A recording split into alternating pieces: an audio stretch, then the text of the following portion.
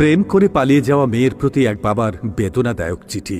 মারে, শুরুটা কিভাবে করব বুঝে উঠতে পারছিলাম না। যেদিন তুই তোর মায়ের অস্তিত্ব ছেড়ে ভূমিষ্ঠ হয়েছিলি সেদিন থেকে তোকে মা বলে ডাকতে শুরু করলাম। তোকে মা ডাকতে গিয়ে আমার নিজের মা হারানোর ব্যথাটাই ভুলে গিয়েছিলাম। তোর মাও তোকে মা ছাড়া অন্য নামে কখনো ডাকেনি। বিদ্যালয়ের প্রথম দিন শিক্ষক তোর নাম জিজ্ঞাসা করেছিলেন। তোকে মা বলে ডাকতে ডাকতে তোর নামটাও ভুলে গিয়েছিলাম। আমি তোর নাম বলতে না পারায় সবাই আমাকে নিয়ে হাসছিল। তাই চিঠির উপরে তোর নামের জায়গায় মা লিখেছি। হঠাৎ করে তুই এভাবে চলে যাবি আমি তা বুঝতেই পারিনি। ছেলেটা যেদিন বাইরে ব্যাগ হাতে তোর জন্য অপেক্ষা করছিল যে কখন তুই দরজা খুলে বাইরে বের হয়ে আসবি, আমি তখন ভেতরে বসে রবের কাছে প্রার্থনা করছিলাম আর ভাবছিলাম যে আর কতটা ভালোবাসতে পারলে তুই আমাকে ছেড়ে চলে যাবি না। অপরদিকে তুই ঘরে বসে ভাবছিলি আজ যেতে না পারলে ছেলেটার কাছে ছোট হয়ে যাবে, আর আমি ভাবছিলাম তুই চলে গেলে সমস্ত পিতৃজাতির কাছে কি করে মুখ দেখাবো।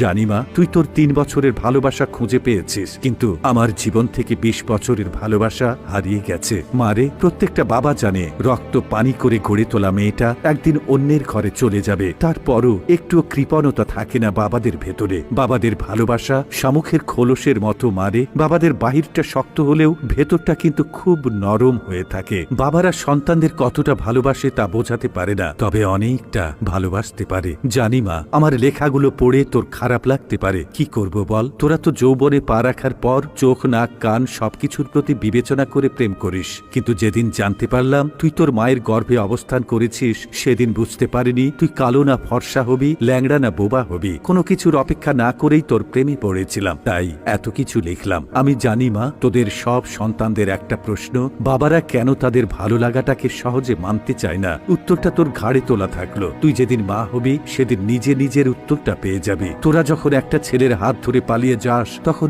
ওই ছেলে ছাড়া জীবনে কারো প্রয়োজন অনুভব করিস না, কিন্তু একটা বাবা বোঝে তার জীবনে নিজের মেয়েটার কতটা প্রয়োজন। যেদিন তোর নানুর কাছ থেকে তোর মাকে গ্রহণ করেছিলাম সেদিন প্রতিজ্ঞা করেছিলাম যে যদি মেয়ে হয় তাহলে মেয়েটাকে তার স্বামীর হাতে নিজের হাতে তুলে দিয়ে তবেই দায়িত্ব থেকে নিজেকে হালকা করব।